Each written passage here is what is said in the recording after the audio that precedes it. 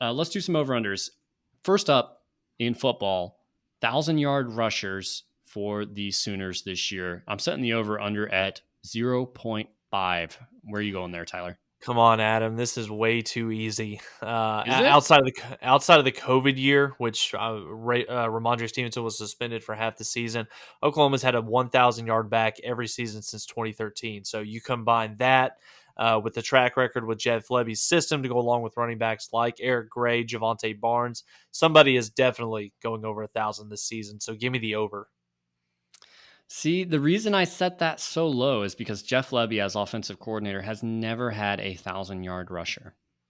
In 2019 at UCF and then 2 years at Ole Miss, he has never had a 1,000-yard rusher. I believe the closest was not even over 800 yards, if I recall correctly. He shares the ball a lot. My counter argument to that is he had Matt Corral last year, who he trusted to run the football quite a bit from the quarterback position, so that took away some carries from the backs. I don't think he's going to do that with Dillon Gabriel. I think he'll be very limited in terms of the quarterback run game. So I think that this will be the year. I'm high on Javonte Barnes. I've said that for probably close to a year now. So we'll see. But I just think that with what Lebby wants to do, having Schmitty back, I think that's the offensive line was a disappointment last year. I think that there will be kind of a fire lit underneath that position group's ass. And I expect a big year in the running game from this Oklahoma team. Is Barnes your guy that you're predicting over 1,000? You also have Eric Gray, Marcus Major. I don't know if he will have enough opportunities, especially early in the season. I kind of feel like Gray and Major will get the bulk of the carries at the very beginning. They're the upperclassmen. They're the guys that have been here. But like I said, probably a month or two ago, I think that Javonte Barnes by Texas will be the starting running back. And I think Javonte Barnes will be the best running back on this team when this season is finished. May not be statistically, but Javonte Barnes will no doubt going into his sophomore year be the clear number one running back option here in Norman. See, I tend to agree with that. And that's why I'm going to take the under here, because I think Barnes will get, 60% of the carries, but it'll be on this latter half of the season at that point. So I think Eric Gray, Marcus Major may come out of the gate strong, but then Barnes takes over by, or sometime after OU Texas, for example. Yeah. And so that's where I think the yardage totals probably are lower than we might expect. Doesn't mean that the running game isn't successful. It could just be you've got a ton of guys with 600 yards apiece. Yeah. But I just the track record there from Lebby's offense is strange. For such an explosive offense, one that does run the ball a ton, actually more percentage-wise than a Lincoln Riley offense, it's just weird that they don't have more success. Now, maybe it's, you will have better running backs, better line play, so on and so forth. We'll see. And I think a large part of the reason why Lebby, kind of has to spread the wealth amongst multiple running backs throughout the course of a season, and especially through the game where you'll have 3 to 4 guys touching the ball, and that's large part because of the tempo in which he likes to play with offensively. So, you're going to see multiple guys in there on one particular series. I don't think that Oklahoma on this roster right now, has that DeMarco Murray or that Adrian Peterson, Joe Mixon, a guy that you want to feed the ball to, 20 to 25 times a game. So it'll be very interesting to see ways in which Lebby utilizes the running back, both carrying the ball and getting the ball out of the backfield from Dillon Gabriel. So I just think that at a place like Oklahoma, I think that Jeff Lebby and this offensive line are going to be really, really good this year, much improved from a year ago. I think this team will be bought in, so I think that we'll have another 1,000-yard back. So last year, 2 players had 7 or more sacks: Nick Benito and Isaiah Thomas, both of them moving on to the NFL at this point. So over under 1.5. How many players have 7 or more sacks? I think you'll be on the opposite side of me on this one. I'm going to take the over. I'm not sure who the 2 guys are going to be. Downs, Redmond, Stripling. I don't know who it's going to be, but we do know. Brent Venables' defense at Clemson were year in and year out one of the most heavy blitz units in all of college football. So I expect a lot of sacks, a lot of tackles for loss. So give me the over. I think we'll have 2 exceed the 7.5 number. I'm taking the over here as well. I think Reggie Grimes is another name worth mentioning. I think his ceiling is really high, and I'm kind of leaning here. There's so many names and depth wise that you think, man, that guy could be good. Man, that guy could be good.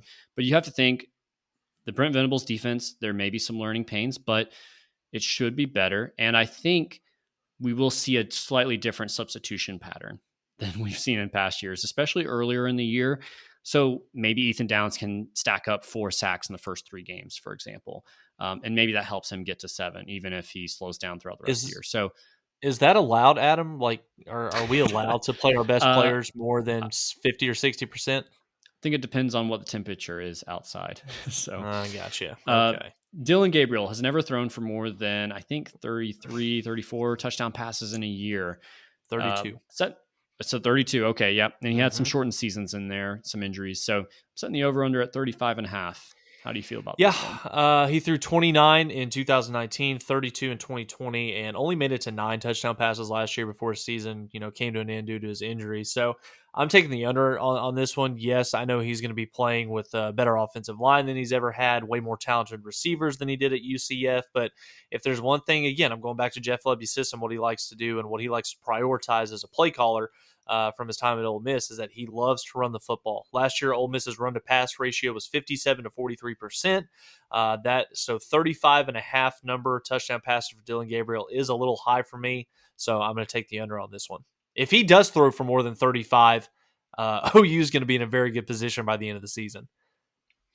Yeah, I kind of looked at this and thought, well, how much is he going to play? And last year we thought, yeah, Spencer Rattler will barely play a lot of games, in the second half because we'll be in such big leads. Never happened. Thank you, Lincoln. Dylan Gabriel, I Yeah, think we'll touch on that here in a second.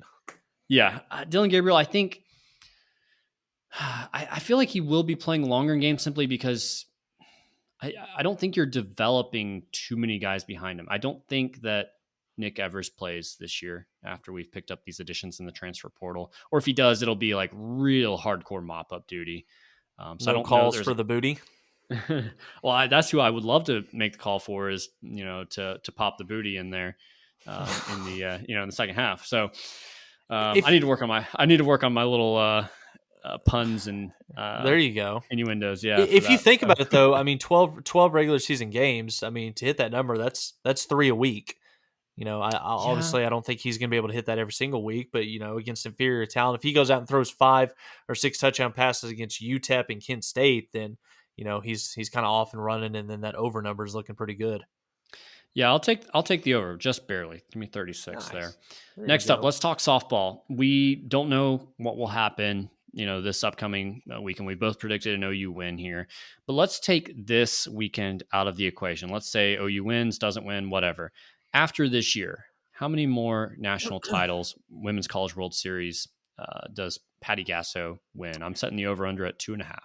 That's a great question because large in part, we don't know how much longer Patty wants to continue to coach. Patty turns 60 this year, and if Oklahoma wins the national title this week, it'll be Patty in this program's 6th national championship, 2013, 16, 17, 21, and hopefully 2022.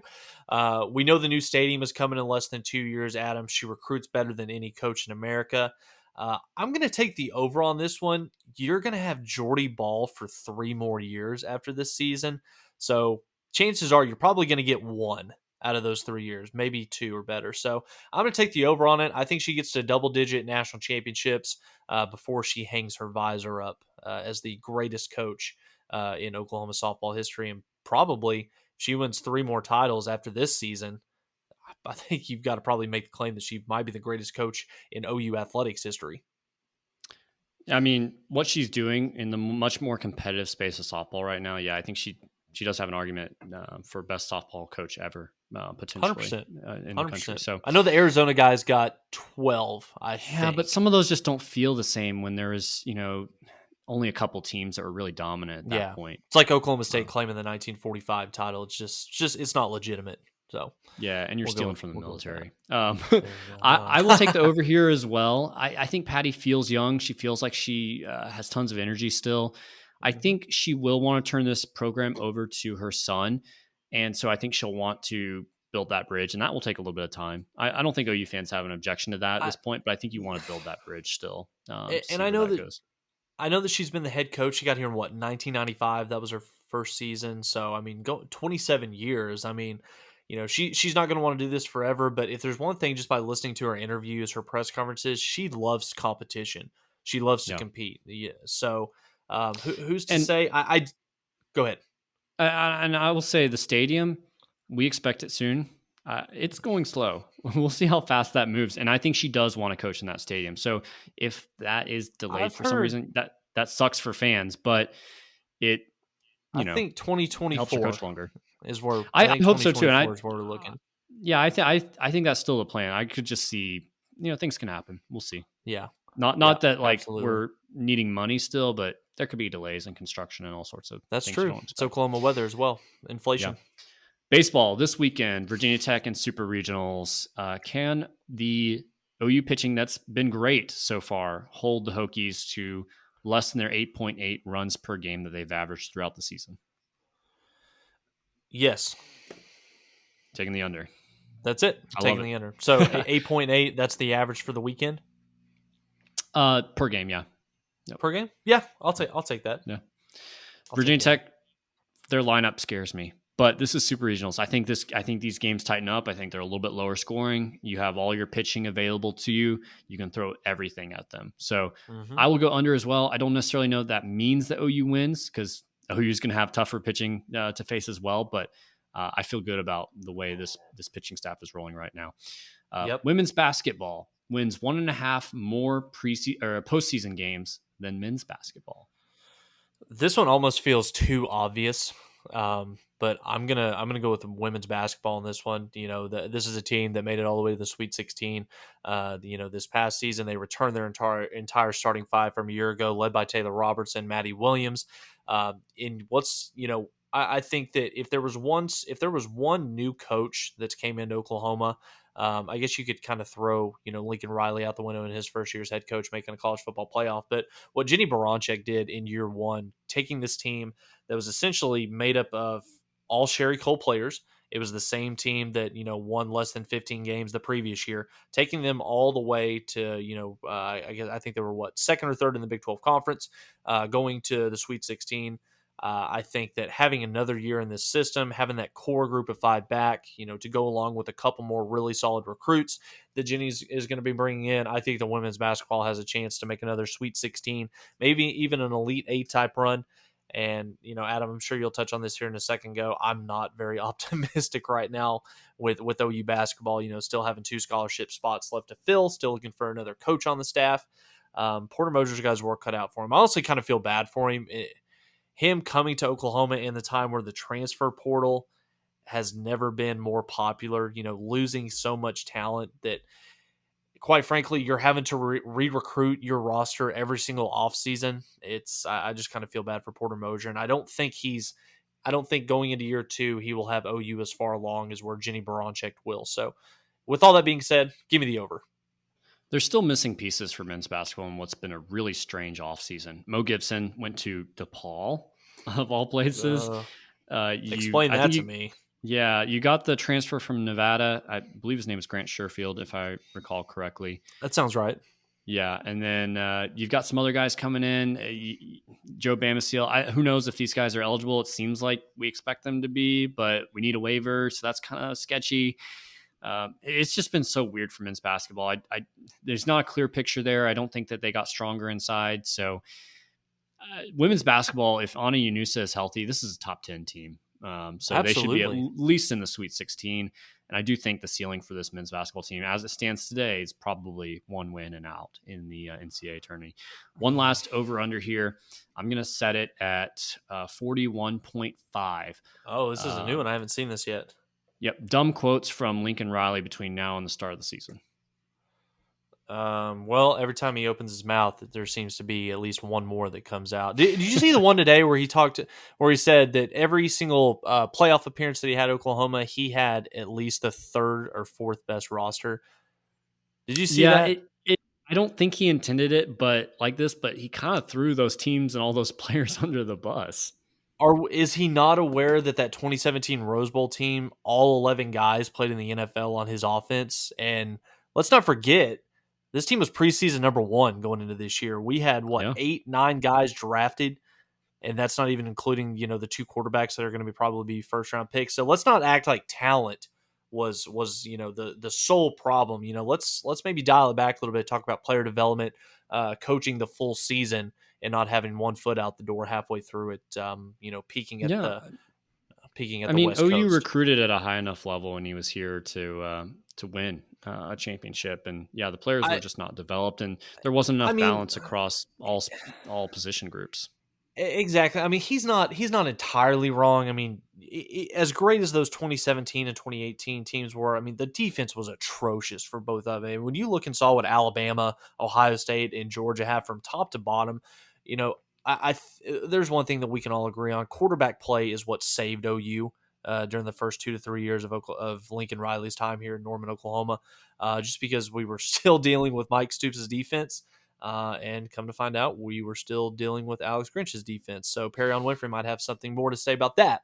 But yeah, to say that you just flat out did not have enough talent to compete. I mean, you had Baker Mayfield and Kyler Murray. You had Rodney Anderson, Trey Sermon, all those guys. CeeDee Lamb, for God's sakes. Let's dial it down a little bit. Let's take a little bit of ownership and responsibility for it. It feels like every single interview that Kevin Durant gave after leaving the Thunder, where people were constantly asking, why did you leave? What did you like about the Warriors? It feels like the same type of scenario, and it's going to continue to play out for a couple of years still, I think, where people are going to say, why did you go to USC? Because it is so Yeah. unusual for a coach to leave, a team that's competing for playoffs to go to another school. It is weird that Brian Kelly did the same thing like a day later, but that's Mm-hmm. so unusual to have that. So he's going to continue to speak out, and it's going to feel very tone deaf, and his answers aren't going to really make sense, because Well, who knows what he's Well, even thinking. and it's not helping too when you've got clowns in the media like Colin Cowherd and other national guys, especially ones out on the West Coast, that are continuing to feed the narrative. That is one thing that I'm kind of proud of Oklahoma fans for. Yes, we we, we talked about him. We drug his name through the mud. For the better part of the last 8 months or so, but I think that the hatred and the chatter regarding Lincoln Riley has really calmed down amongst OU fans, and it's really just kind of the national media that's continuing to push that narrative, continuing to stir that up, trying to get clicks, trying to get interaction, trying to get Oklahoma fans stirred back up. But I never wish for failure upon anybody. I hope that I hope that his family's doing well. I hope that he's happy. He's obviously got all the money in the world, but I hope he falls flat on his face at USC. We shall see. Any other grievances towards Lincoln Riley that you'd like to let out before we call it a wrap today? Well, I mean, quadrupled, doubled down again today, saying he had that one brief phone call with USC and his mind was made. He just Bullshit, Adam. he continues to lie pretty much every time we get an interview from him. So we'll look forward to discussing this throughout the offseason, because it's not going to be the end.